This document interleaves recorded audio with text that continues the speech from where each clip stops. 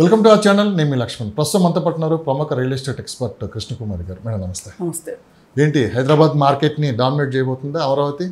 అంటే అసలు ఏ market effect ఏ market మీద ఉండదండి. ఫస్ట్ అర్థం చేసుకోవాల్సింది ఎవరైనా. కాకపోతే ఎంత అవునన్నా కాదన్నా హైదరాబాద్ మార్కెట్ని అమరావతి మార్కెట్ బీట్ చేస్తుంది అంటే మటుకు నేను ఒప్పుకోను. ఓకే. ఎందుకంటే హైదరాబాద్ మార్కెట్లో బయ్యర్స్ వేరు, ఇక్కడున్న ఇన్ఫ్రాస్ట్రక్చర్ వేరు, ఇక్కడున్న కాస్ట్ ఆఫ్ కన్స్ట్రక్షన్ వేరు, అలాగే ఇక్కడున్న ల్యాండ్ అవైలబిలిటీ వేరు, అలాగే ఇక్కడొచ్చిన కంపెనీలు వేరు. ఇప్పుడు మైక్రోసాఫ్ట్ ఉంది, ప్రపంచం మొత్తం మీద రెండు చోట్ల ఉన్నాయి. ఇంకా ఏమన్నా కొత్తగా ఈ మధ్య పెట్టారేమో తెలియదు. అమెరికాలోనూ రెండో క్యాంపస్ మన హైదరాబాద్. అది పెట్టడమే కాకుండా వాళ్ళు వరల్డ్లో రికార్డు కన్స్ట్రక్షన్ అన్ని ఎస్ఎఫ్టీలు అంత తక్కువ కాలంలో కట్టింది, అంత నాణ్యతతో కట్టింది.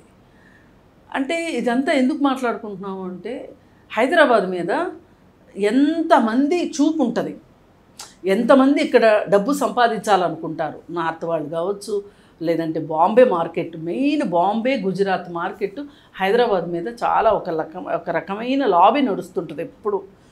అలాగే ఇంతకుముందు ఏంటి అంటే ఇంత ప్రపంచీకరణ లేని రోజుల్లో ఎవరికి వాళ్ళు హైదరాబాద్లో ఉద్యోగం వచ్చినా సరే ఉద్యోగం చేసుకుని ఇంటికి వెళ్ళిపోవాలి, మళ్ళీ వాళ్ళ ఊరు వెళ్ళిపోవాలి అనుకునేవాళ్ళు, ఊరిలో ఇల్లు కట్టుకునేవాళ్ళు.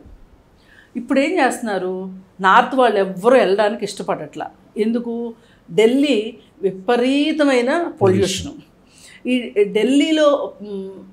ఢిల్లీ చుట్టూ ఉన్న 4-5 రాష్ట్రాల వాళ్ళు ఢిల్లీ వచ్చి చదువుకుంటారు. వాళ్ళు ఏకాఏకిన హైదరాబాదులో ఉద్యోగం వచ్చిందనుకోండి, మళ్ళీ వెనక్కి వెళ్ళరు, ఢిల్లీకి వెళ్ళరు, వాళ్ళ సొంత ఊరికి వెళ్ళరు. ఎందుకంటే హైదరాబాద్లో అంత ఇది ఒక కాస్మోపాలిటన్ సిటీ. ఇప్పుడు ఎఫర్ట్ చేయగలిగిన కాస్మోపాలిటన్ సిటీ.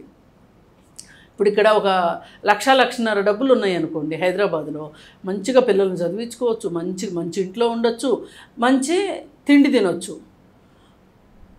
ఈ మూడు గనక బాంబేలో కావాలి అంటే ఇక్కడ ఒక 2 లక్షల్లో సరిపోయేది బాంబేలో 5 లక్షలు కావాలి, సేమ్ కాస్ట్ ఆఫ్ లివింగ్.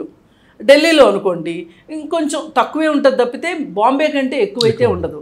కానీ మరి బాంబే కన్నా హైదరాబాదు ఏ రకంగా చూసినా సురక్షితం. అట్మాస్ఫియర్ బాగుంటుంది, హ్యూమిడిటీ ఉండదు, మనకి సీ లేదు కాబట్టి. అలాగే టెంపరేచర్ కూడా అంటే ఒక కంఫర్టబుల్గానే ఉంటుంది. 1-2 నెలలు ఇబ్బంది పెడుతుంది తప్పితే, మే నెల ఒక్కటి ఇబ్బంది పెడుతుంది తప్పితే మనుషుల్ని ఇంక మిగతా కాలంలో ఇబ్బంది పెట్టని వాతావరణం. అలాగే ఇది దొరుకుతుంది ఇది దొరకదు అనే ఒక భయం లేదు. పైగా అమెజాన్ దగ్గర నుంచి అన్ని కంపెనీలు డేటా సెంటర్లు మొత్తం హైదరాబాద్లో పెట్టారు. మరి ఇలాంటప్పుడు ఇది ఎంత విస్తరిస్తుంది అంటే మీరు నేను ఊహించినంతగా విస్తరిస్తుంది హైదరాబాద్.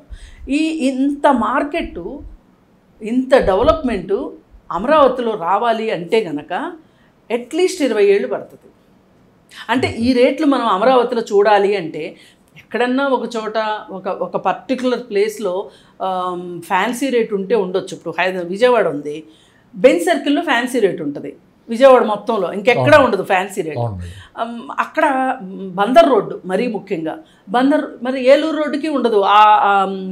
అంటే అది ఒక రకమైన ప్రైడ్ లాగా ఫీల్ అవుతారు. బందర్ రోడ్లో ప్రాపర్టీ ఉంటే ఒక స్టేటస్, గొప్పగా ఫీల్ అవుతారు. ఇప్పుడు హైదరాబాద్లో ఉంది, జూబ్లీ హిల్స్లో ఇల్లు ఉంటే ఇంకా అంతకంటే ఏమీ లేదు అన్న, చాలు జీవితం అన్నట్లు ఉంటుంది. అయితే ఇలాంటి మనం ఇలా కంపేర్ చేసుకుంటే కనుక ఎంత మాట్లాడుకున్నా హైదరాబాద్ను బీట్ చేస్తా అనేది అది కొంచెం కాసేపు పక్కన పెడితే, ఇవాళ అమరావతిలో ఇన్వెస్ట్మెంట్ చేసుకునే వాళ్ళకి ఉండే అనుకూల అంశాలు ఏంటి అని కనుక మనం ఆలోచించుకుంటే, ఇప్పుడు ఎంత మాట్లాడుకున్నా భూమి లభ్యత తక్కువ అక్కడ అమరావతిలో. ఇప్పుడు దేనన్నా సైంటిస్టులు కావచ్చు కృత్రిమ బంగారాన్నైనా సంపాదిస్తున్నారు, కానీ కృత్రిమ భూమిని అయితే సంపాదించలేరు.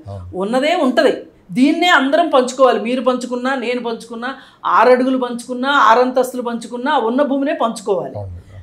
ఇప్పుడు చంద్రబాబు నాయుడు విజన్ ప్రకారం విజన్ 2047 అని ఆయన విజన్ పెట్టారు, ఒక ప్లానింగ్ పెట్టుకున్నారు. ఇక్కడ హైదరాబాద్లో ఆయన పెట్టిన విజన్ 2020 100% సక్సెస్ అయింది. ఆ విజన్ 2020 కనుక హైదరాబాద్లో లేకపోయి ఉంటే కనుక ఇవాళ మనము కోకాపేట వరకు వెళ్ళి అక్కడ 100 కోట్లకి ఎకరం అమ్మడానికి ఆస్కారమే ఉండేది కాదు.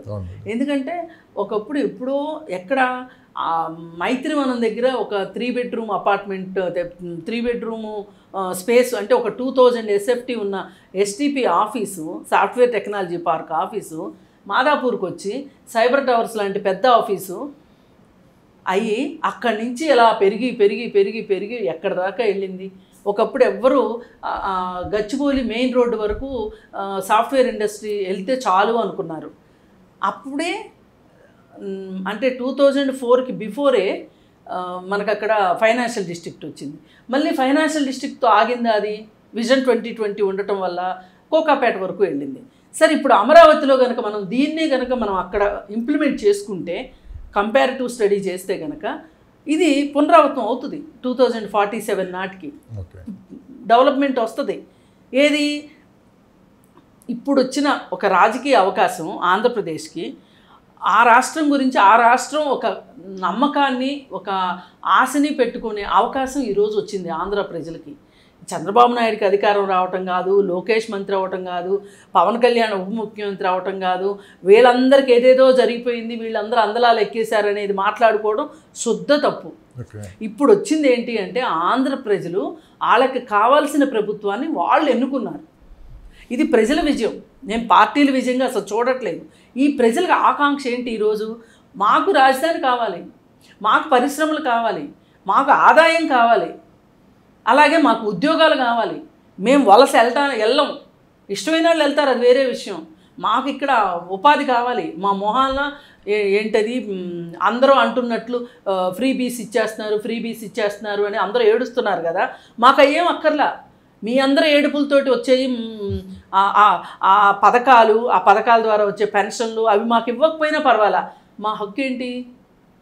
మాకు పని, మా హక్కు. పని అనేది రైట్ అండి, హక్కు. అది సౌకర్యం కాదు. ఉద్యోగం అడిగే హక్కు ఉంది. అందుకే కదా రాజకీయ పార్టీలు నిరుద్యోగ భృతి ఇస్తామని అబద్ధాలు చెప్తారు. ఎవరో చావరు కానీ చెప్తారు. అంటే వాళ్ళకి హక్కు ఉన్నట్లేగా. చదువుకునే హక్కు ఉంది నాకు, జీవించే హక్కు ఉంది నాకు, ఆరోగ్యం నా హక్కు, ఉద్యోగం నా హక్కు. మా హక్కులు మాకు ఇవ్వండి. ఎవరు అడిగారు మిమ్మల్ని ఇవన్నీ? మాకు ఉద్యోగాలు ఇవ్వటం చేతగాక మా మొహాన్ని ఇట్లా ఎంగిలి మెతుకులు విసురుతున్నారు. మీరు ఎంగిలి మెతుకులు విసిరేటప్పుడు మాకు ఫ్రీ బీస్ అని మమ్మల్ని ఏడిపించడం దేనికి? మాకు ఉద్యోగాలు ఇవ్వండి అని అడుగుతున్నారు ప్రజలు. చంద్రబాబు నాయుడు అయితేనే ఆ ఉద్యోగాలు ఇవ్వగలడు, ఉద్యోగ కల్పన చేయగలడు అని చంద్రబాబు నాయుడిని ఎన్నుకున్నారు.